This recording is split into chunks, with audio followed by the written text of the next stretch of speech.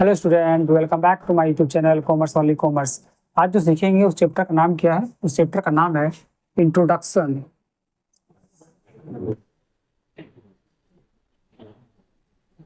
To partnership, या इसे हम लोग बोलते हैं accounting for partnership firm.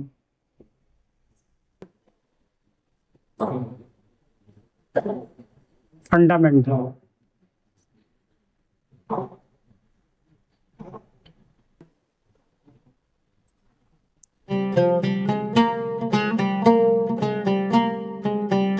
Partnership partnership किसे बोलते हैं हम लोग? पार्टनरशिप क्या होता है? पार्टनरशिप, ये पार्टनरशिप क्या है? जब दो या दो से अधिक व्यक्ति किसी भी बिजनेस को करने के लिए या फिर लाभ को बांटने के लिए और व्यापार में या बिजनेस में पूंजी लगाने के लिए आपस में सहमत हो जाते हैं तो वो पार्टनरशिप कहला के चलता है। जैसे मान लीजिए, सपोज कीजिए कि एक दो पार्टी एक्स एंड वाई है। ये दोनों पार्टी जो है आपस में ये एग्री कर लेता है या सहमति हो जाता है कि चलो हम एक बिजनेस शुरू करके चलते हैं। इसमें एक्स इतना पूंजी लगाएगा, वाई इतना पूंजी लगा चलेगा।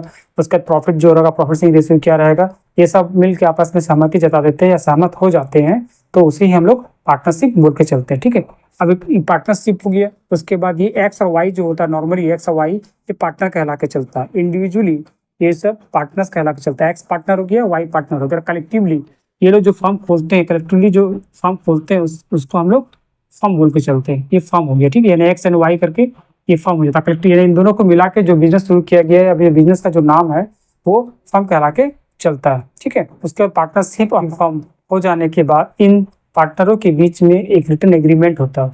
रिटर्न एग्रीमेंट जिसे हम लोग पार्टनरशिप डीड बोल के चलते हैं। इन पार्टनरों के बीच में और एक्स वाई के बीच में जो रिटर्न एग्रीमेंट होता है उसको हम लोग पार्टनरशिप डीड बोल के चलते हैं, जिसमें पार्टनरशिप डीड बोल के चलते हैं जिसमें पार्टनर्स के राइट क्या है, उसके ड्यूटीज क्या होंगे, प्रॉफिट शेयरिंग रेशियो क्या होगा, ये सब इत्यादि का उल्लेख रहता है। ये सब अब देखते हैं कि पार्टनरशिप डीड के क्या क्या कंटेंट होते चलते हैं। Contents of partnership deed, contents of partnership deed, कि पार्टनरशिप डीड में क्या क्या कंटेंट होते हैं। ये एक एग्रीमेंट होता है और इस एग्रीमेंट में क्या क्या होता है। नंबर 1 होता है name and address of the partners of the each partner।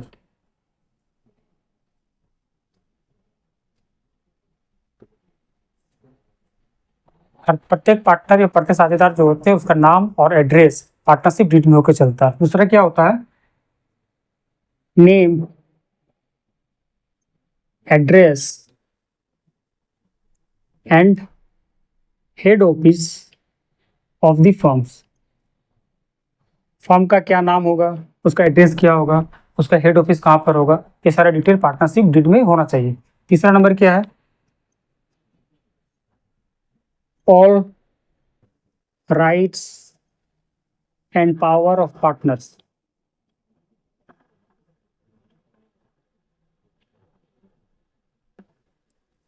Partners के क्या क्या राइट्स और क्या क्या ड्यूटीज, क्या क्या पावर होंगे, वो भी पार्टनरशिप डीड में रहना चाहिए। ठीक है, चौथा नंबर क्या है? Sharing of profit loss.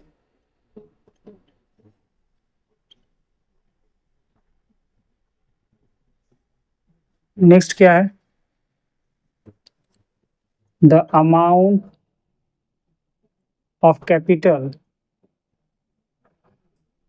To be contributed by each partner. कौन पार्टी कितना पूंजी लेके आया है उसका भी डिटेल पार्टनरशिप डीड में होता है। नेक्स्ट क्या है? सातवां नंबर क्या है? The methods by which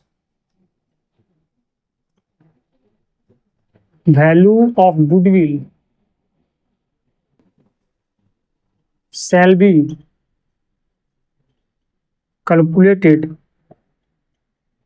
in case of admission,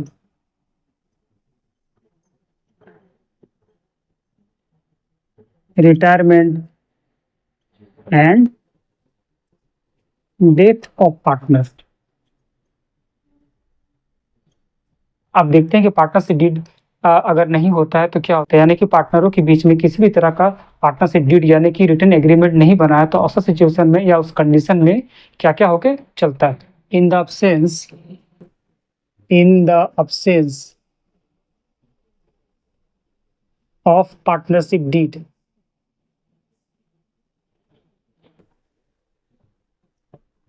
or partnership deed is silent।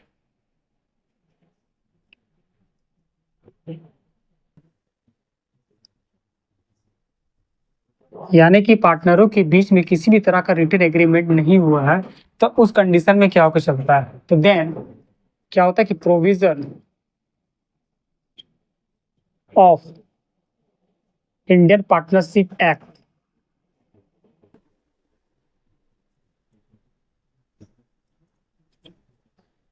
1932 will be applicable।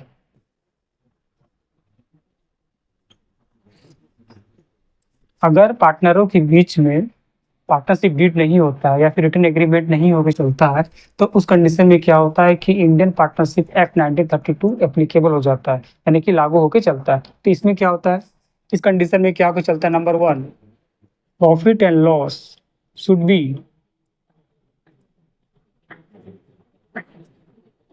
Divided equally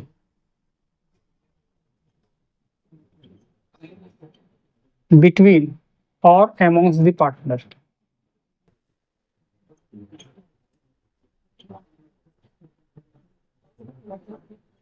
पार्टनरों के बीच में क्या होता है कि जो प्रॉफिट जो होता है या फिर जो लॉस होता है वो आपस में इक्वली डिस्ट्रीब्यूट करके चलते हैं। ठीक है, दूसरा नंबर क्या है,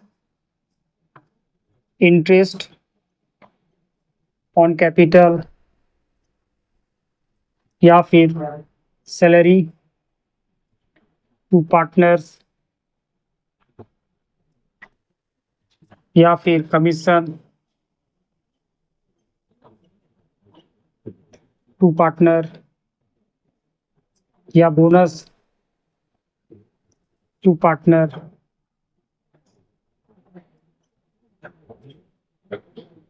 will not be allowed।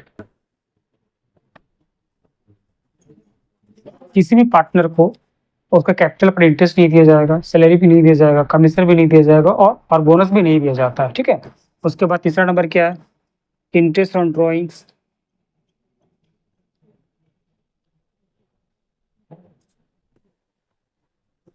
will also not be allowed।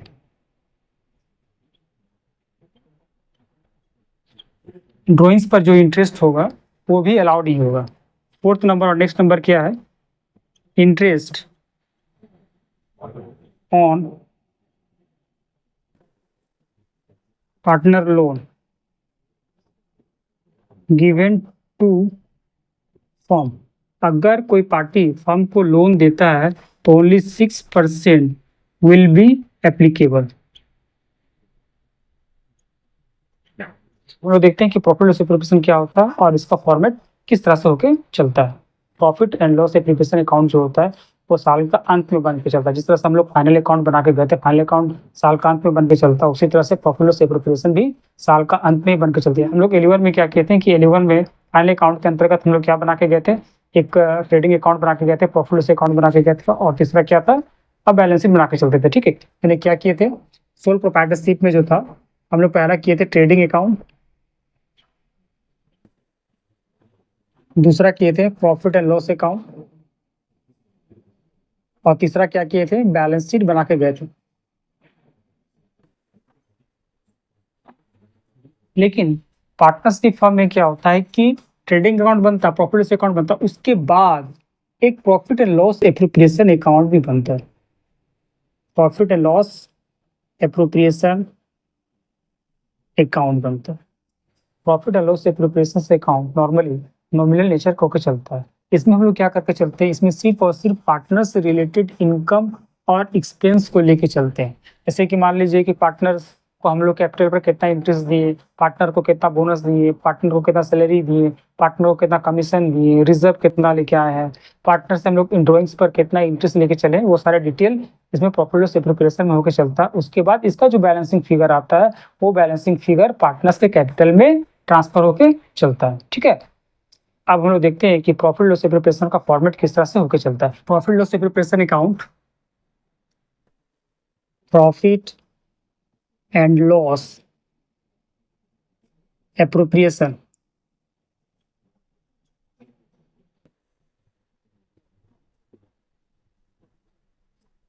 ये लाइन टी शेप,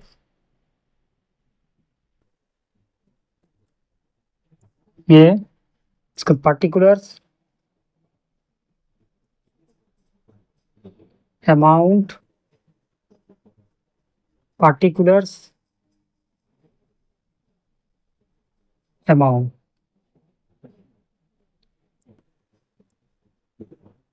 उसके बाद रुपीस, रुपीस, डेबिट, क्रेडिट। सबसे पहले हम लोग क्रेडिट साइड में क्या लिखेंगे, यहाँ लिखेंगे by profit and loss account, net profit. ये नेट प्रॉफिट कहाँ से है, जब हम लोग प्रॉफिट लॉस अकाउंट बनाए थे तो उस प्रॉफिट लॉस अकाउंट में जो भी बैलेंसिंग फिगर आता है वो या फिर नेट प्रॉफिट होता है या फिर वो नेट लॉस होकर चलता है। तो वही नेट प्रॉफिट जो होता है, अगर नेट प्रॉफिट होता है तो वो प्रॉफिट लॉस प्रिपरेशन अकाउंट के क्रेडिट साइड में शिफ्ट होकर चलता है, और अगर नेट लॉस होगा तो वो प्रॉफिट लॉस प्रिपरेशन का क्रेडिट साइड में होकर चलता है। ठीक है, तो यहाँ इधर क्या लिखेंगे, to profit and loss account if net loss, अगर नेट लॉस है तो वो होता है डेबिट साइड में, और अगर नेट प्रॉफिट अगर हुआ है तो वो प्रॉफिट प्रिपरेशन का क्रेडिट साइड में होकर चलता है। उसके बाद प्रॉफिट प्रिपरेशन अकाउंट में एक इनकम होता है बाय इंटरेस्ट ऑन ड्रॉइंग्स।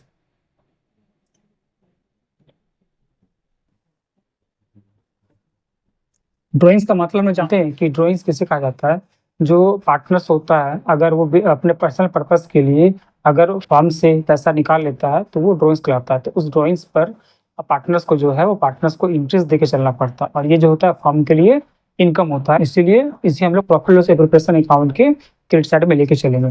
जो पार्टी जैसे रहेगा एक्स है, वाई है, एक्स का और वाई का, ये दोनों जोड़ के हम लोग यहाँ पर लेते हैं, ये दो इनकम फर्म का होता है।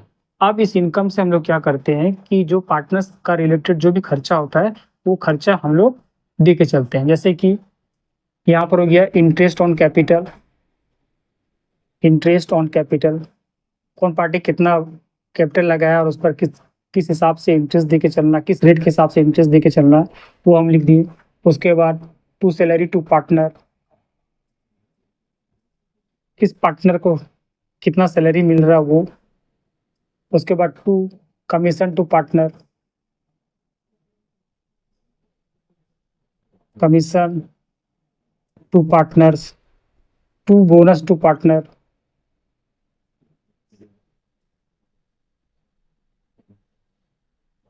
उसके बाद टू रिजर्व, रिजर्व से कितना, ये रिजर्व हो गया। उसके बाद लास्ट में जो बैलेंस बचता है वो डिविजिबल प्रॉफिट कहलाता है, डिविजिबल प्रॉफिट या शेयर ऑफ प्रॉफिट। ये जो होता है ये पार्टनरों के बीच में according to terms and condition के हिसाब से डिस्ट्रीब्यूट होकर चलता है। जैसे पार्टनरशिप डीड अगर है तो पार्टनरशिप डीड में जो शेयरिंग रेशियो दिया रहेगा उस हिसाब से हम लोग उसको डिस्ट्रीब्यूट करके चलेंगे, और अगर पार्टनरशिप डीड साइलेंट होता है या अब्सेंस होता है तो उस कंडीशन में लोग क्या करके चलना है, उस समय जो भी प्रॉफिट आएगा वो हम लोग इक्वली पार्टनरों के बीच में बांट के चलते हैं। ठीक है, समझ में आ गया। इसमें मोस्ट इंपॉर्टेंट चीज क्या है, इसमें मोस्ट इंटरेस्ट ऑन ड्रॉइंग जो होता है वो इसका कैलकुलेशन है। इंटरेस्ट ऑन ड्रॉइंग किस तरह से कैलकुलेट करके चलना है, इंटरेस्ट ऑन कैपिटल किस तरह से कैलकुलेट करके चलना है, कमीशन है, इस के बारे में जो है इसके बारे में हम लोग नेक्स्ट डे पर डिस्कस करके चलेंगे। ठीक है, आज के लिए बस इतना ही, मिलते हैं नेक्स्ट वीडियो में, तब तक के लिए बाय।